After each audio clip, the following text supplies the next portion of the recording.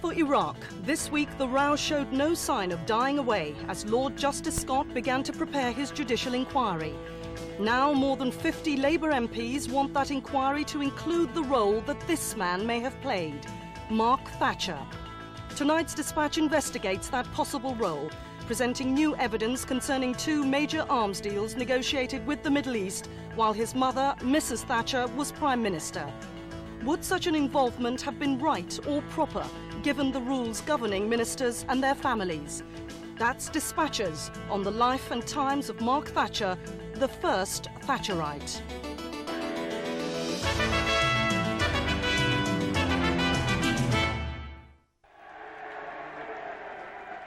Here comes the Prime Ministerial rover, bearing now Mrs. Thatcher as Prime Minister. When Margaret Thatcher took power in May 1979, her son Mark was a 24-year-old of modest means.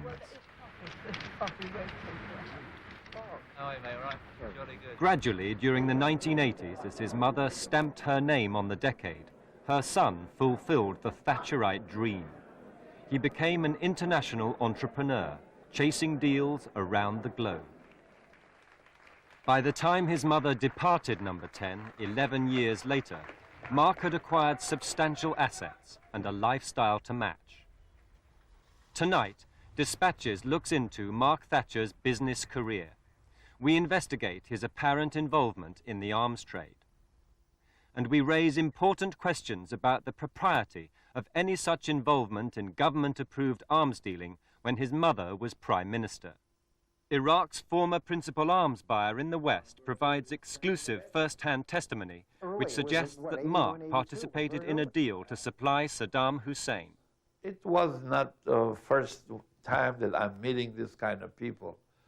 They're young, they're at their spring age, they're all anxious to make money and ambitious, so they use their political influence. And a former top official of the American government raises questions about Mark Thatcher's apparent role in a mammoth deal between his mother's government and the government of involving the sale of Tornado jet fighters and other defense equipment. Howard Teicher was Senior Director for Political Military Affairs in President Reagan's National Security Council. Every day, he read a digest of CIA intelligence. Well, of course, the most significant and interesting name that came up was Mr. Thatcher. We were very surprised to see that he was playing a personal role, given his family tie to the Prime Minister. From an early age, Mark Thatcher has had to live in the public eye. When his mother became Prime Minister, scrutiny of his activities and judgment became intense. He hit the headlines in 1982 as a result of his passion for car racing.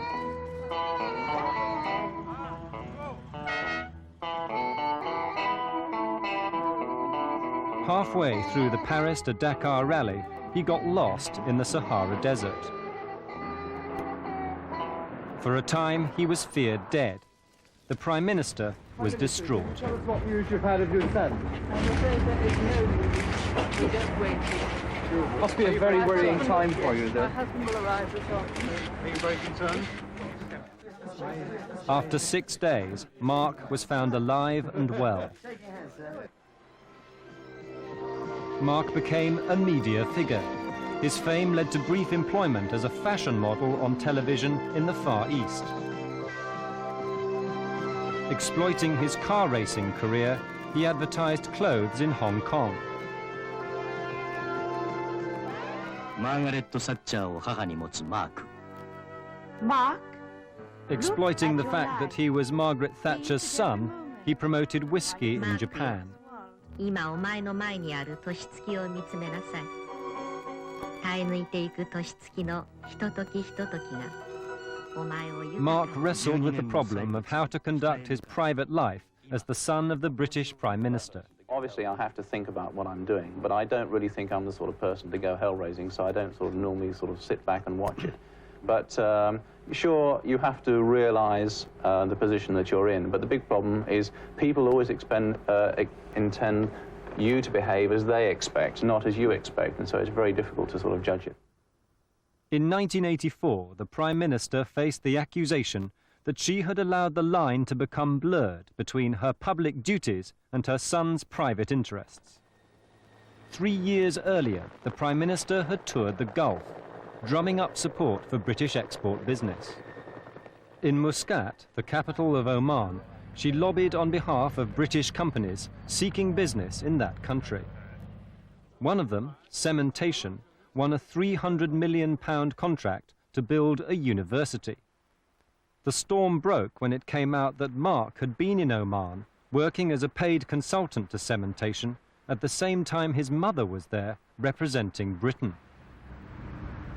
Did the Prime Minister's son receive any financial reward for his efforts and her efforts on behalf of the cementation company in gaining the contract in Oman? Will she please say now, for the benefit of the House and the country, a straight yes or no? Mr. Speaker, I answer for my public duties from this dispatch box.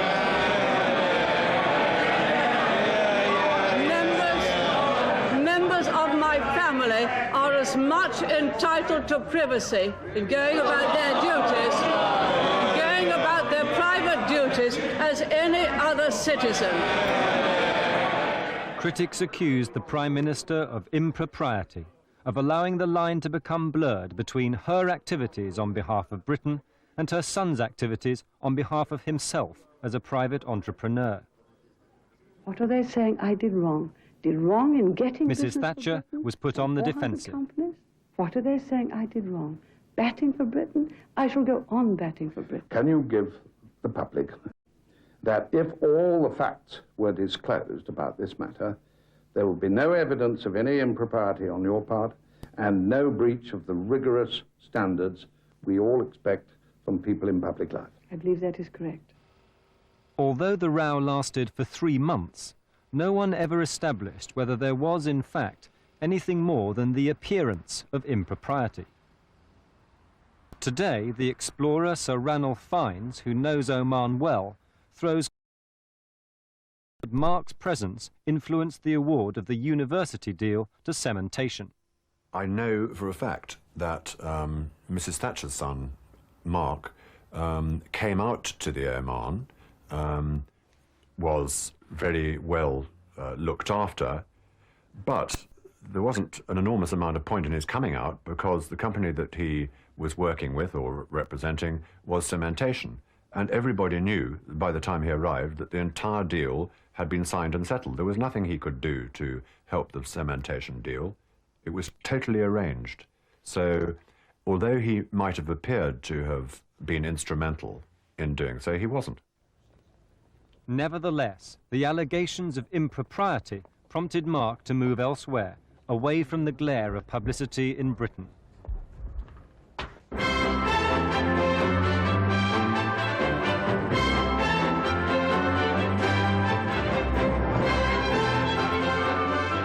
He made his home in Dallas. He bought this house. He got married. Mark was becoming a wealthy man. The British tabloid press exaggerated the wealth of his wife's family. He'd married an heiress straight out of a soap opera. Not so. Mark's father-in-law is a successful businessman in the car trade, but he's no J.R. Ewing. Mark's growing familiarity with the ways of international finance went unnoticed by the press. A small example we discovered: the mortgage on his Dallas home was not taken out with a savings and loan. He financed the purchase by raising a bank loan in Luxembourg.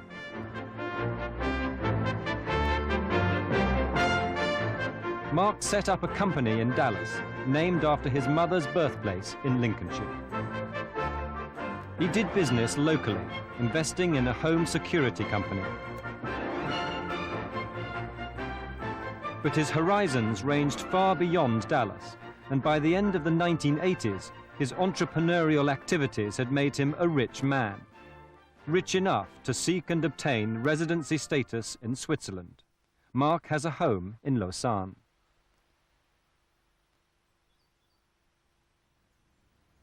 His London home in the Boltons, a discreet and exclusive enclave in Chelsea, cost over £2 million and is held by an offshore company in the Channel Islands. This is the estate agent's brochure from the time Mark bought it. His sister Carol seemed surprised by his purchase. She was quoted as saying, "If you can find out how he can afford a house in the Boltons, let me know." Mark's wealth has been derived from a wide range of business activities around the world. His activities are said to have included trading gold futures in Hong Kong, representing Ross Perot's old company, Electronic Data Systems, in Britain, working with a Portuguese bank in Switzerland. Another business where Mark may have been profitably engaged is the defence industry. Gerald James, former head of British munitions firm Astra, had minimal direct contact with Mark Thatcher, but he heard his name come up in defence circles on a number of occasions. I had very little contact with, if any, contact with Mark Thatcher, although I had, as I say, contact with people who knew him and dealt with him. The only contact was a very brief accidental introduction at the Army Air Corps show down at Middle Wallop in June '88. Gerald James was told by a defence consultant that Mark Thatcher could help Astra win business. As we built up the group, we were obviously keen to get new business and build up our sales. All business depends on the ability to win sales. And we were advised very strongly by Richard Unwin, my colleague, and I, that the way to get business was to, in our particular field, was to get involved with Mark Thatcher. After attending meetings with defence figures at the Savoy Hotel, Gerald James had no doubts. Well, the inner circle in the defence industry, those people who knew what was really going on, it was clear from their remarks and conversations that Mark Thatcher was very heavily involved in defence sales. To people on the inside track in the defence field, it was very well known. I mean, it was, I suppose, an open secret, really, that he was quite active in that area.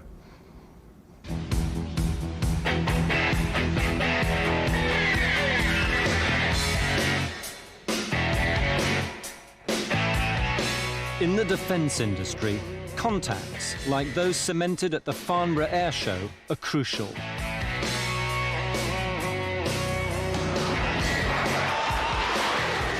Major arms deals are negotiated at the highest levels of government. Each deal involves technical experts, bankers, salesmen, and officials.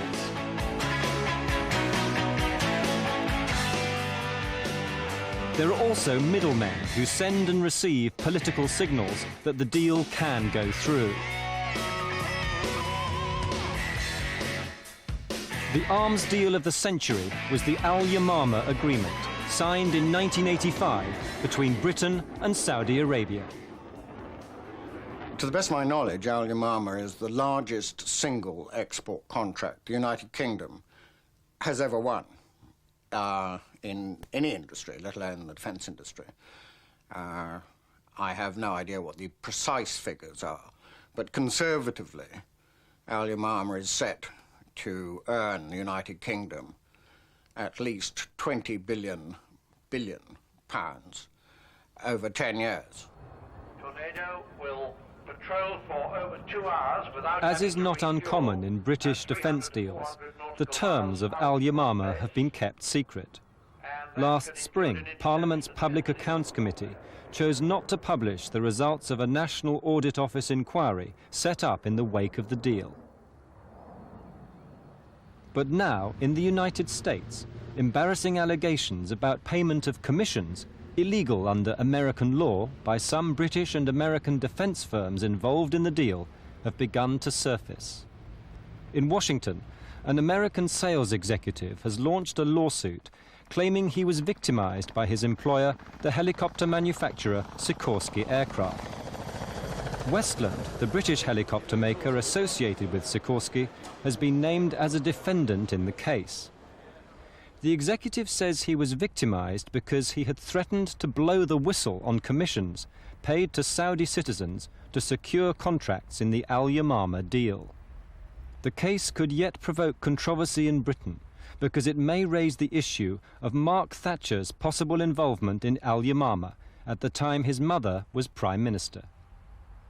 A document lodged in court, whose authenticity and accuracy have yet to be tested, reveals the intense competition between defence companies to win contracts.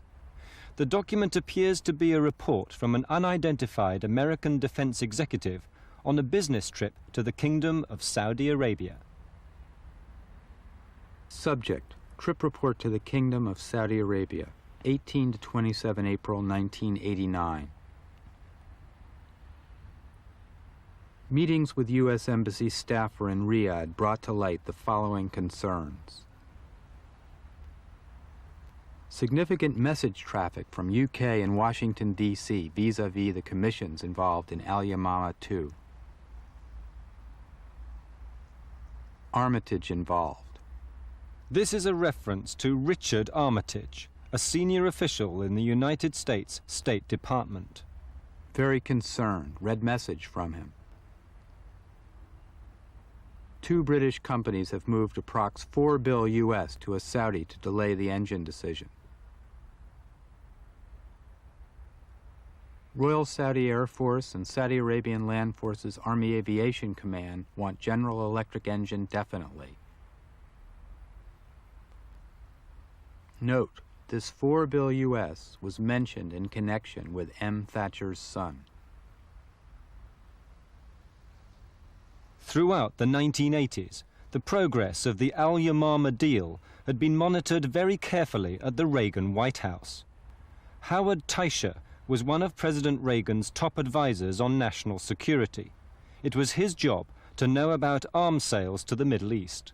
Any application of military power in the Middle East was a responsibility of mine.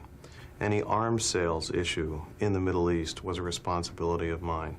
When I say responsibility here, I mean it was incumbent upon me to coordinate the positions of the disparate U.S. government agencies in an effort to work out a common position on when to sell, what to sell, how to sell, in terms of major weapon systems to friendly countries in the Middle East. Diplomatic dispatches and highly classified intelligence cables crossed Mr. Teicher's desk every day. These contained information about the identities of possible middlemen in the Al Yamama deal. They were arms dealers who were not necessarily known to us, but obviously individuals who made their living selling arms and living off of the commissions on the transactions.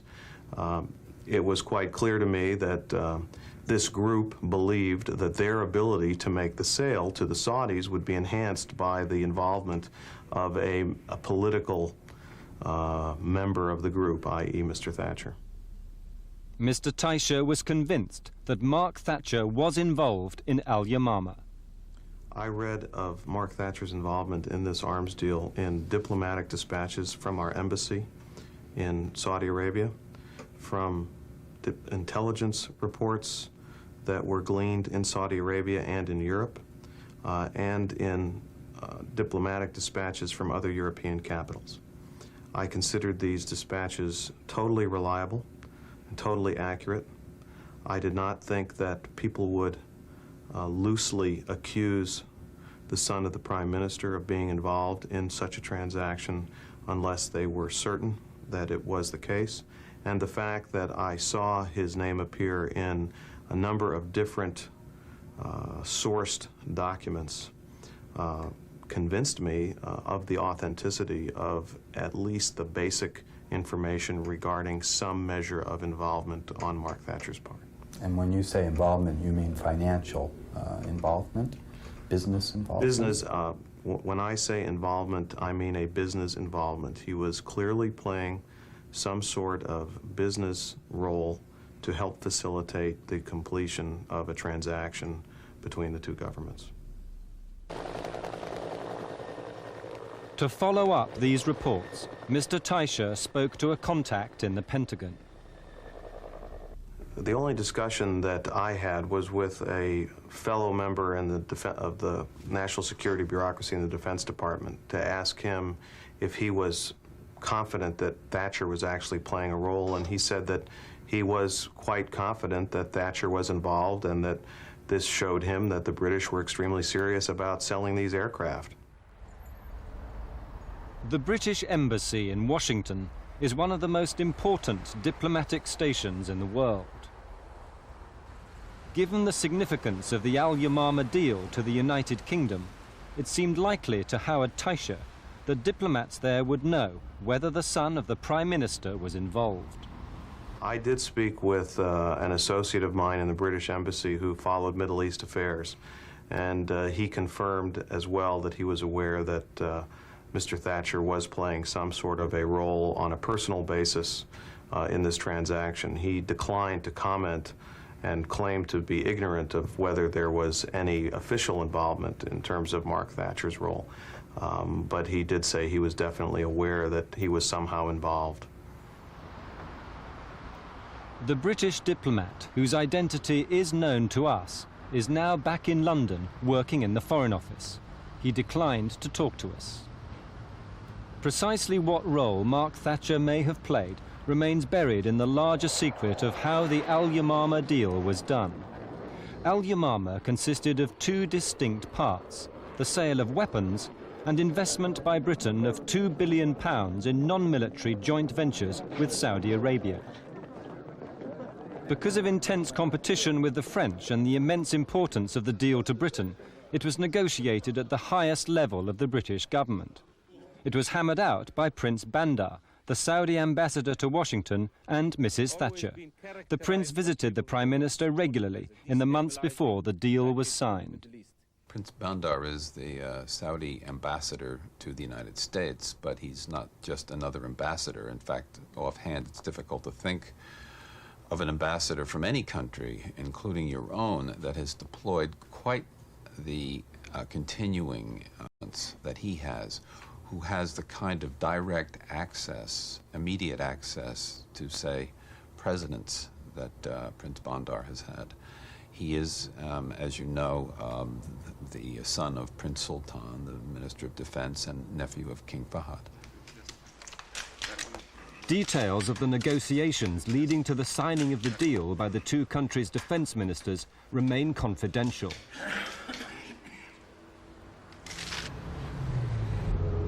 But one person who may shed some light on how the deal was put together is Nihad Gadri, a Saudi living in Paris. Mr. Gadri is an author and journalist who's recently written articles critical of the Saudi royal family. For many years, he was an advisor to successive Saudi monarchs. In February 1987, Mr. Gadri visited Prince Bandar in Washington. During their conversation, Prince Bandar talked about the deal. I asked Prince Bandar, who is your middleman in London. He said, Wafiq Saeed, and he told me that he said that to Mrs. Thatcher. Mrs. Thatcher knows well that Wafiq Saeed is the man, the middleman for this project in London. Wafiq Saeed is a multimillionaire Arab businessman with business interests on both sides of the Atlantic. Wafiq Saeed is also a friend of Prince Bandar. One of Mr. Saeed's former business associates in the United States knew both men. I would bet anything on the strength of that relationship. I mean, I was involved with Wafiq Saeed and Prince Bandar in Washington on a few occasions. I think they were extremely close. Certainly Wafiq Saeed is known to have been close to Prince Bandar's father, and I think that they were the best of friends, and I think Wafiq Saeed saw the ambassador virtually every time he came to Washington, and at some points in time that would be with some regularity. Mr. Hodges believed that Mr. Said had some involvement in the Al Yamama deal. While I was visiting his home in Marbella, it became my understanding from conversations with people as to why he was in London, what was it that was so important, what other things were going on. It became my understanding that it was the arms transaction between the British government and the Saudi Arabian government that took place about that time was what he was working on, though he and I did not discuss that in any way. Mr. Said declined to give dispatches an interview. Last month, however, he denied in a magazine article that he had any involvement in the military side of the Al Yamama deal, and he insisted he was not an arms dealer. Mr. Said did confirm that he was involved in the non-military part of Al Yamama, involving the investment of British money in Saudi Arabia. Mr. Said also confirmed that he is a friend of Mark Thatcher, whom he met on the racing car circuit. Mr. occasion to meet Mark's parents socially of the Frederick Forsyth thriller The Fourth Protocol, which he helped to finance. Though Mr. Said is a friend of Mark's, he denied in the same magazine article that he had ever done business with him. Whatever the link between the two men, it would appear to go beyond the purely social. Dispatches has discovered that in 1989, Mark Thatcher and his family lived for several months in a house at 34 Eaton Terrace, Belgravia. The land registry shows that the house was owned at the time by an offshore company based in Panama. But the registry also shows that the Panamanian company, Formigol, operates in London from the 5th floor of 49 Park Lane. The 5th floor at 49 Park Lane is the business address of Wafiq Said, so Mark Thatcher had been living in a house linked to Wafiq Said. This particular link between Mark Thatcher and Wafiq Said, taken together with their apparent involvement in the Al Yamama deal, raises an important question of public interest. Because Mrs. Thatcher was still Prime Minister, did Mark place his mother in jeopardy of breaching cabinet rules governing the conduct of ministers? These rules, derived from guidelines laid down by Winston Churchill and published for the first time in May, are designed to protect the integrity of public life. The first paragraph contains the following words. Ministers will want to see that no conflict arises, nor appears to arise, between their private interests and their public duties.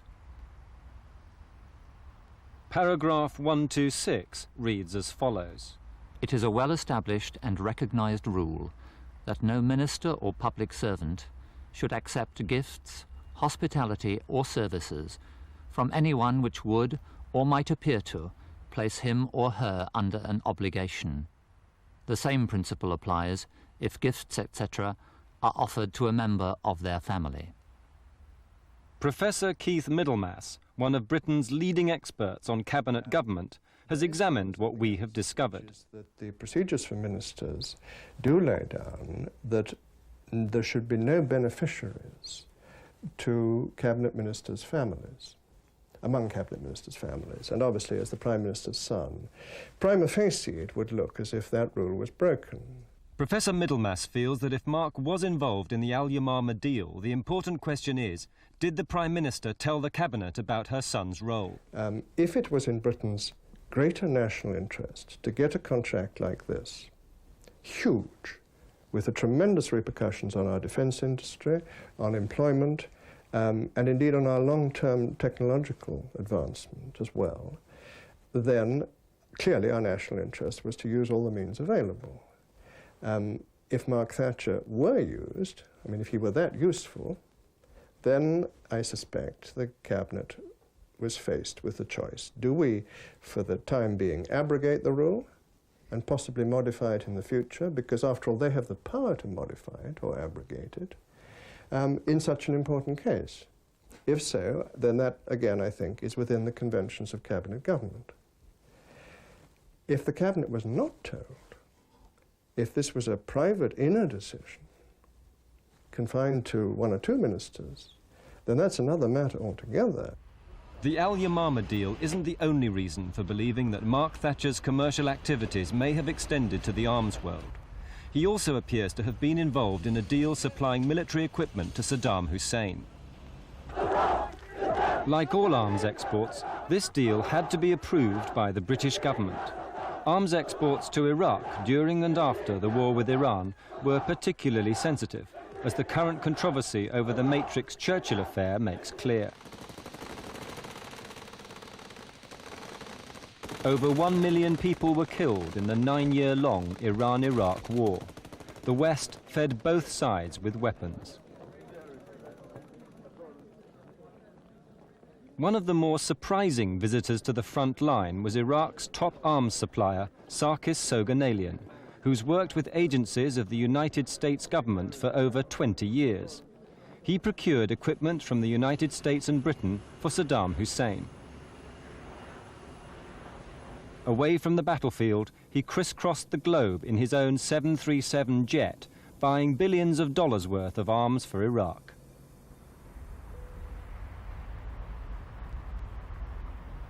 In his luxury suite in the Hotel Rhone on the shores of Lake Geneva, he would receive an endless stream of arms dealers anxious to sell to Iraq. They're old friends. Sarkis Soganalian, who's cooperated with congressional investigations into American arms exports to Iraq, is in jail in Florida, serving a 6-year sentence for exporting weapons from the United States without the necessary documentation. This summer, he agreed to talk to dispatches about a different deal in which he arranged for night vision devices for tanks to be sent to Baghdad. Soganalian's Miami-based company, Pan Aviation, wanted to buy night vision sights for Iraqi tanks from the British defense firm United Scientific. We had to adapt certain equipment on it, it's a night vision devices that the commander, driver, and a gunner would necessarily need that equipment in order to be able to fight at night, or the driver to be able to drive at night. So the United Scientific company that made a proposal which we liked it. It was the most advanced system at the time from England, and we got it from them. United Scientific, now called Alvis and based in London, is well connected to the British Ministry of Defence. The company was built up by Sir Peter Levine before he moved in 1985 to the MOD to boost British arms exports. Sir Frank Cooper, a former permanent secretary at the MOD, was made chairman of United Scientific in the same year. Sarkis Soganalian gave dispatches a document from United Scientific discussing the terms of the deal. We asked Mr. Soganalian if he was aware that there were some very important people involved with United Scientific. Definitely, yeah. You don't go buy something from a gypsy in the street if you don't know who is behind it, you know. But when we asked him whether Mark Thatcher was involved in the United Scientific deal, he was initially reluctant to name names. It's, you know, it's immoral from my part to sit down here and say, this is the guy I was doing there and that one. Those guys didn't do anything bad to me as far as England is concerned, you know. At the same time, in my profession, you just don't turn around and go and name people with whom you do business with. I'm asking you a question. If you want me to Did say, you run into Mark Thatcher? You know, it's a tough question which I cannot answer. Well, you can answer it. Just say yes or no. Did you run into Mark Thatcher? You run into everybody, everywhere. Well, eventually, Mr. Soganalian admitted that he had met Mark Thatcher while negotiating the deal with United Scientific. I was introduced in London. Where did you meet Mark Thatcher in London? Carlton Tower. Where in the hotel did you meet him? It's a lobby down the stairs. Who actually introduced you? A couple friends. From United Scientific? Yes. What was your impression of him? didn't take too long to impress myself with anything. So nobody pretended that Mark Thatcher was any kind of defense genius in the defense business? No, of course not. You can tell the difference in a minute when you, if you have 30, 40 years of experience, you can tell who is who, what is what. Did you try and discuss night vision devices with him? No. So you didn't even pretend to make small talk about the business? No, just, hello, how are you? Nice meeting you. And go away and let the adults get down to business? I don't know. If you need anything, tell Nick, I'll get it for you. So he assured you that everything would be done properly? I don't know. The people, they have the blessing. Is that, that service he provided worth? I don't know what service he provided behind the scene to the people, but I got what I want. Right. The Nick referred to is Nicholas Prest, then United Scientific's export manager and now chief executive. Nicholas Prest denied point-blank to dispatches that he'd ever met Mark Thatcher or that the company had ever had any business dealings with him. In a letter he stated, "If somebody has given you information to the contrary, either their memory is playing tricks with them or they are making mischief." He did, however, confirm the deal between United Scientific and Mr. Soganalian's company. He also confirmed that he had met Mr. Soganalian at a hotel in London, but he said he could not be sure whether it was the Carlton Tower.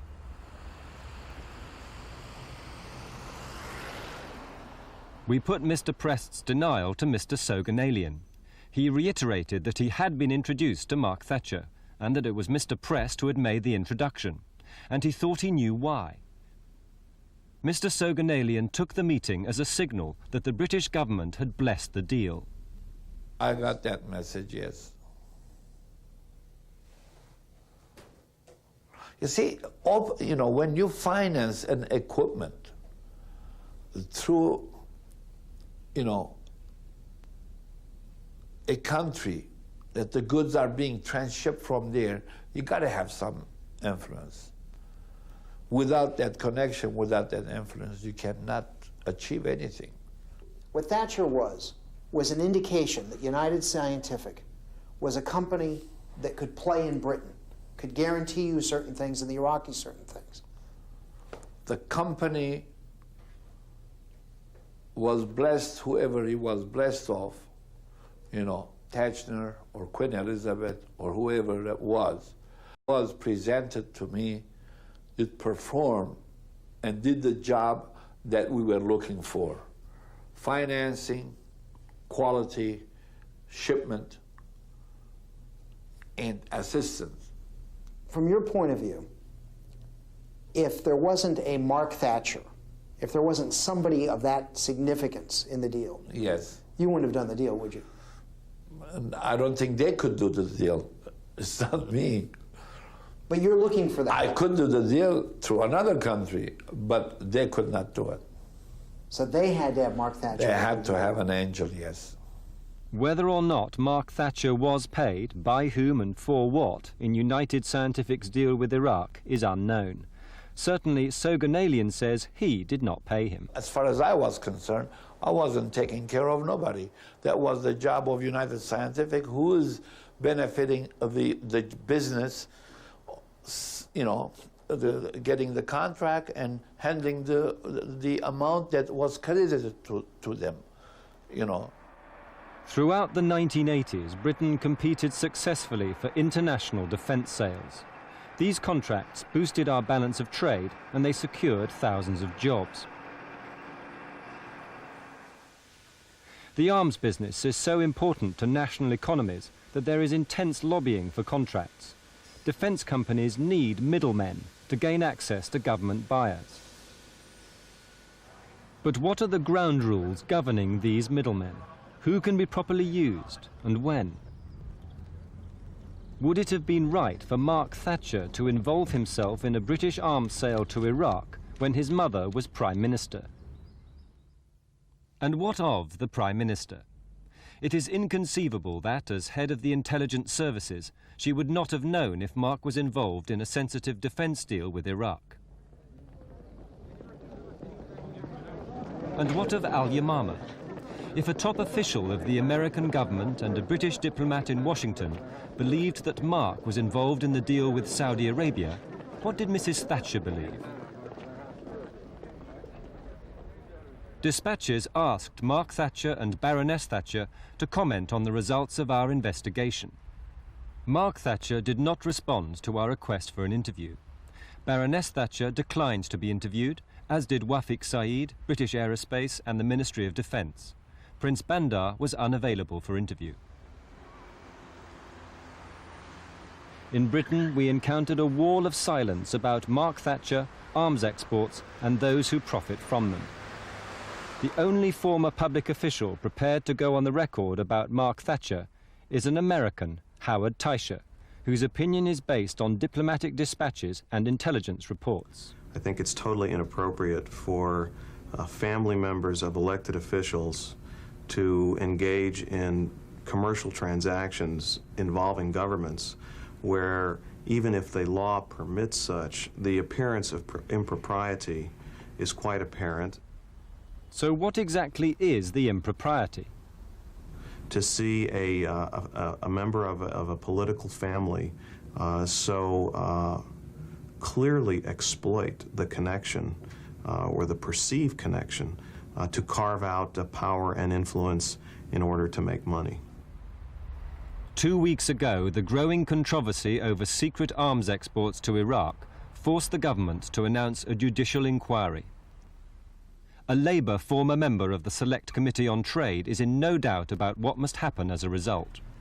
Prime Minister Thatcher and members of the cabinet of the day, particularly if there is now evidence that Prime Minister Thatcher's son was involved, must make a full disclosure of everything that they knew and everything that they did and everything that they were a party to. To fail to do that will be to put at risk jobs and business that are fair and proper. That will go down along with business that was not proper. Full disclosure, there is now no alternative. Dispatches has shed some light on the secret world of British arms exports in the 1980s and the role Mark Thatcher may have played within it.